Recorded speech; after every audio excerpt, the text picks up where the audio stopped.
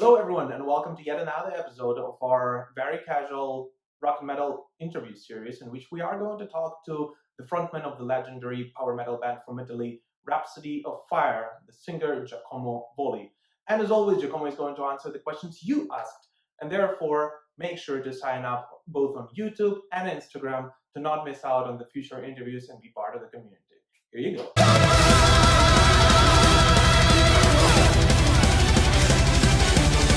Hey, how's it going, Giacomo? Hello, Vladislav. Is Yes. that the pronunciation the right one? Yeah, you're pretty good. Come stai? Tutto bene?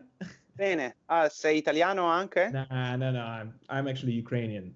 Ok. My Italian ends there. That's about it. Parli molto bene. Grazie. Yo hablé español. So it's somewhat similar, for me to understand a little bit. Yes. Cool. Are you in Italy right now?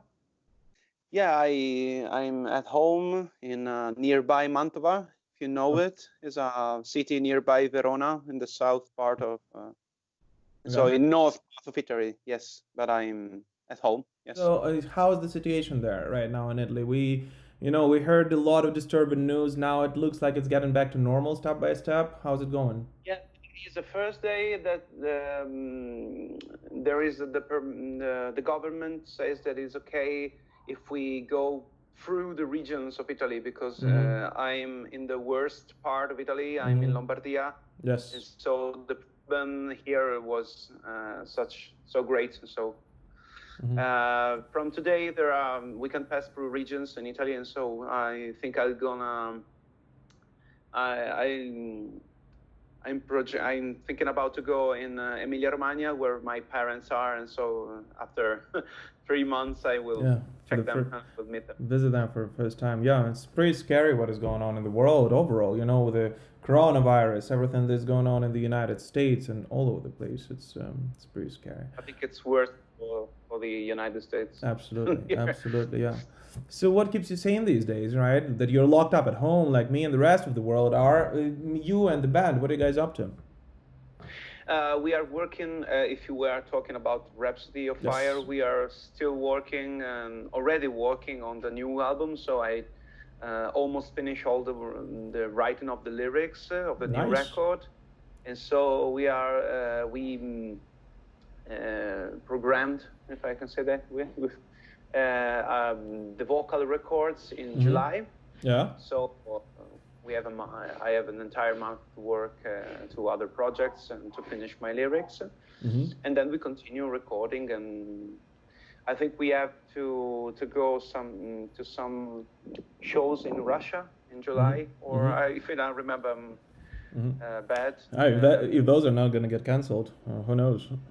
Oh, maybe I don't know. For now, there are still those shows are still fixed, but I don't know. We will see. Okay, great. So, the new Rhapsody of Fire album is always exciting, right? So, when can we expect it, approximately?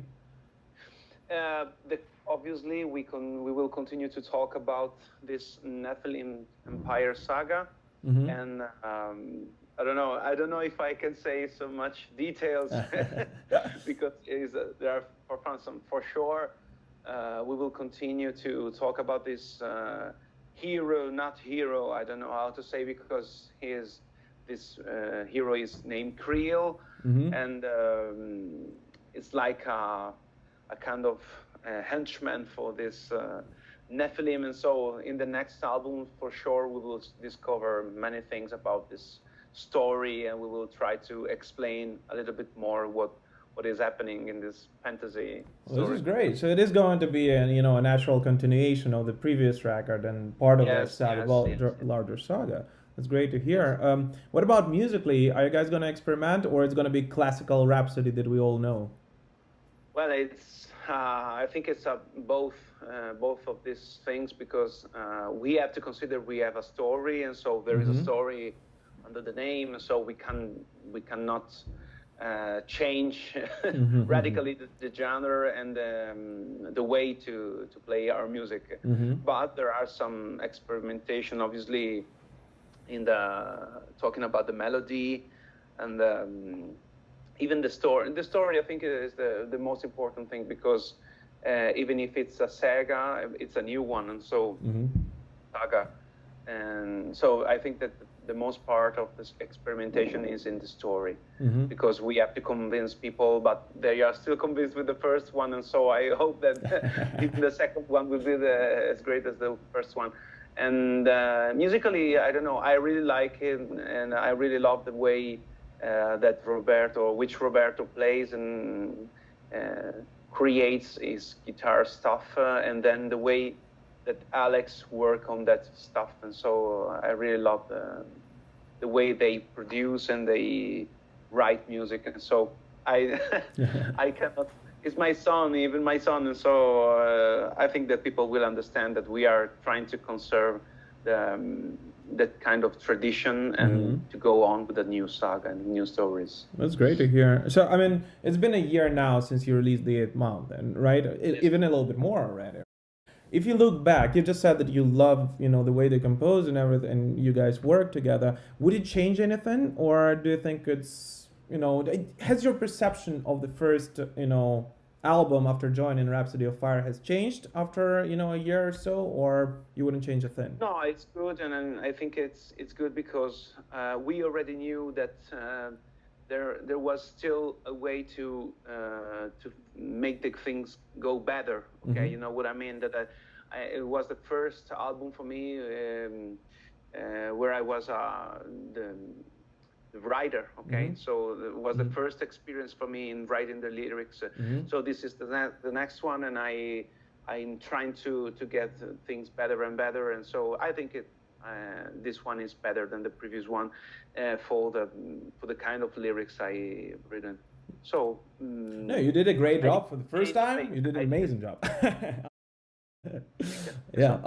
So, and vocally speaking, right, on The Eighth Mountain, you've experimented with your voice a lot, right? Your vocals ranged from this harsh hard rock almost sound to high-pitched screams. And one of the questions from the fans that was thrown at me just right is to ask you whether on the new record you will do more of this harsh vocal, the same as in the start of A Tales of a Hero's Face. There will be a song that is I don't know how to say. The story will be in the same place. So in the abyss of pain, this kind of hell, where Creel returns sometime with this Nephilim that is speaking with his harsh vocals. It was the intent even in the first song, Seven Heroic Deeds, when there is a part in which there are some harsh vocals mixed with the clean one. And so yes, Creel will be in this place again, and so I will try to to sing in this kind of way even in this record.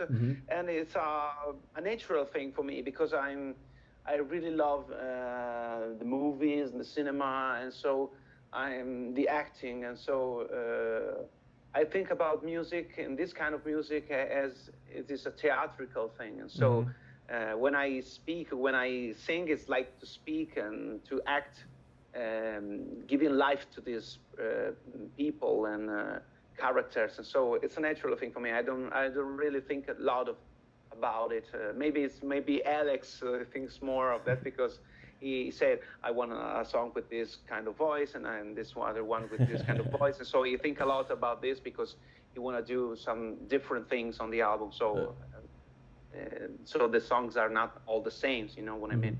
But personally, I think about the story. So when I say, when he said, you have to sing harsh in this song, and I say, well, this is good to talk about this thing that happens, and so. Okay, that's great. It's a natural thing for me. I like to experiment, and it's a normal thing. Cool. Any vocalists that that inspire you? Anyone you look up to? I mean, because what you just mentioned, right, is very much. I mean, it resonates with what Rob Halford talks about him, being, on stage and stuff like that, which is great. And I think this is what makes a great frontman for a band, right? So anyone you look up to? Yeah, there are so much people. I think that the one I really love, vocally talking, and not for the stories and not for the acting, but was Steve Lee from Gotthard. He has an incredible voice, really, really, even live, especially live.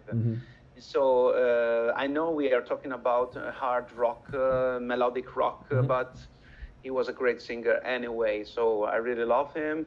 I really love Ronnie James Dio, obviously, and many of those singers with Jorn Lande from Ex Masterplan and yes.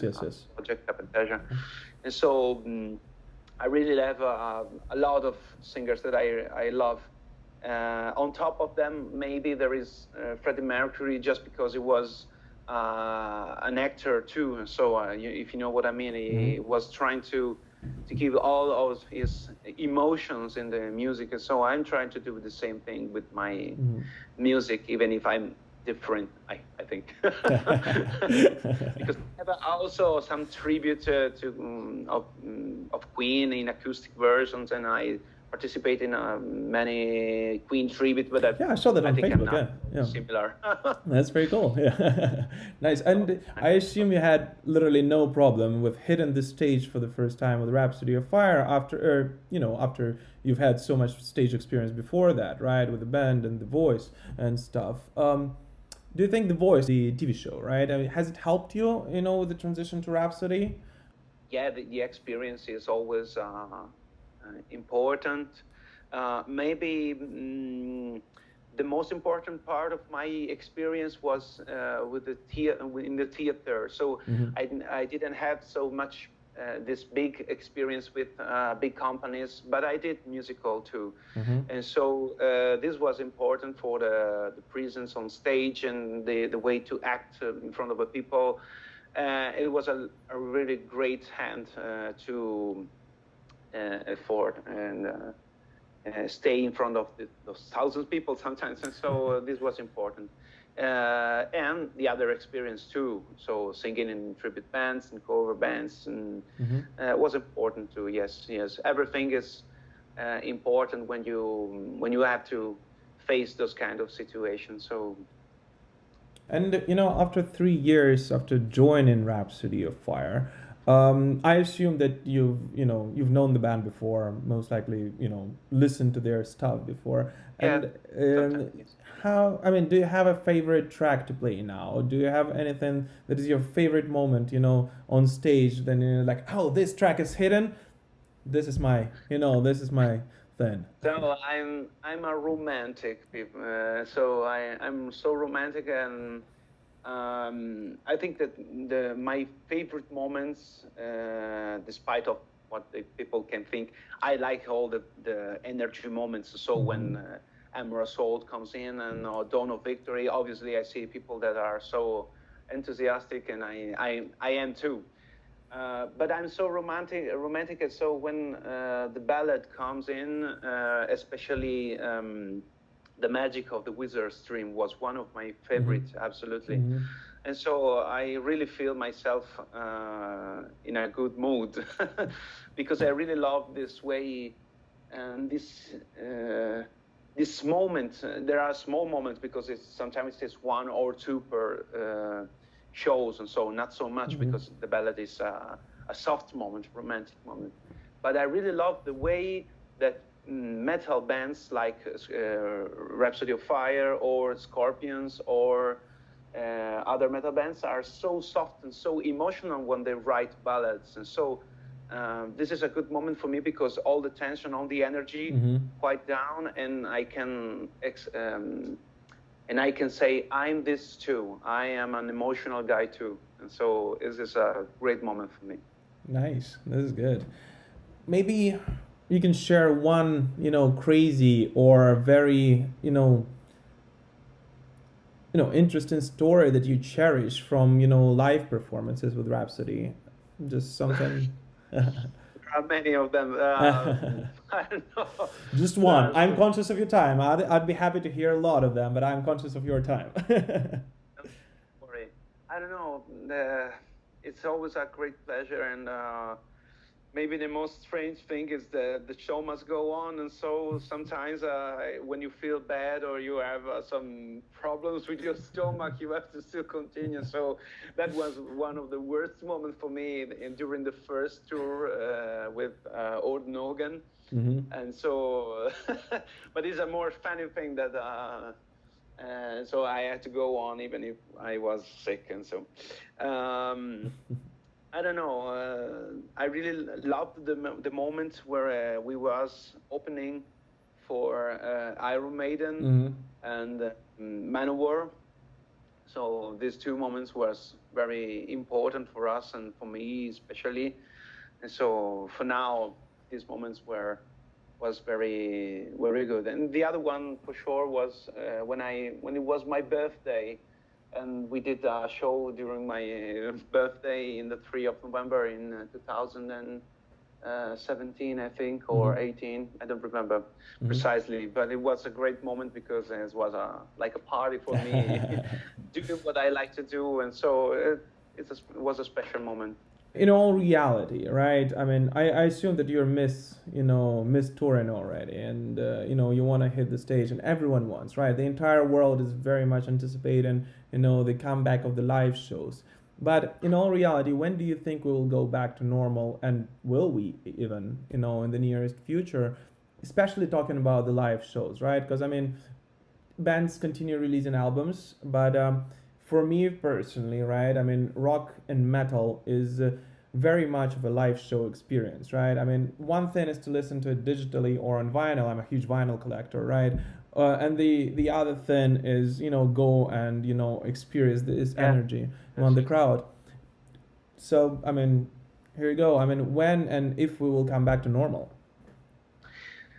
I don't know. As I said, we had some shows programmed in Russia for this July, but we will see because it's not our fault or our decision, obviously, and so we have to wait about all the world decision, the nation decisions, and so I hope that soon, because we have a second leg of this European tour fixed for November, I think, October and November. So hopefully this will be the period when everything will restart and we will be on stage again.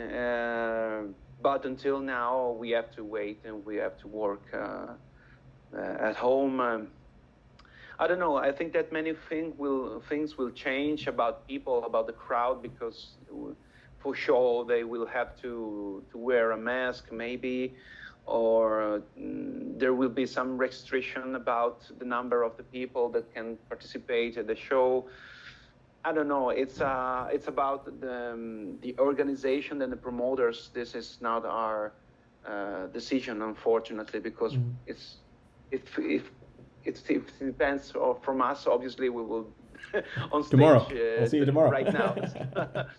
So we were lucky because we was already finished the European tour, so it was missing only 5 shows, I think, but many other bands were not so lucky. So we can think we were lucky, and to hope that the future will be shiny again. Say hi. Say hi. Hey, nice. Hi. I'm a cat. So let's cross the fingers. Yeah, hopefully by the end of this year we'll see the light at the end of the tunnel. Last couple of questions, right? I mean, another one that's been asked a lot by by the followers is what is your favorite power metal album, despite anything from Rhapsody of Fire, and anything that is you think is the most influential, for you, that you dig your inspiration from, especially. I don't know if it's because I was his student, but I really love Michele Luppi. I don't know, journey through music, and so he is now the keyboard player for Whitesnake. Yeah. And I really love the first album he recorded with Vision Divine, and so it was Stream of Consciousness, if I don't remember bad. And so I really love this album because it was a way to combine his powerful voice and that is similar to mine for some aspects, and the concept way to write an album, so a story through the album. And obviously this was many years ago for me, because I was in the I don't know how to call it, secondary school maybe. Yeah, secondary school, yeah. Was 2004, I think, and I was 18 guy, 17 guy, so I was not thinking about to be the singer of Rhapsody of Fire, obviously. And but I really love this album because it was a complete album. There are beautiful melodies, beautiful lyrics, and beautiful music too. So I think it's one of my favorites. All right, sounds good. All right. Any last message for the fans? Anything you wanna share with them, or anything you wanna say? Take care. Try to listen to the music every day, because I think it's a good way to escape from all this shit. And so beware and stay safe, stay home, and try to think about we are all one thing. And so if we are selfish, nothing will change after this big mess. And so we have to try to think about we are one, we are all one thing. And so try not to be so selfish. Try to learn something from this. Okay? That's true. Yeah, good luck. Okay. Thank you so much for your time, Giacomo, and I'm excited to hear the new record coming out. Thanks. See ya. Me too. See ya.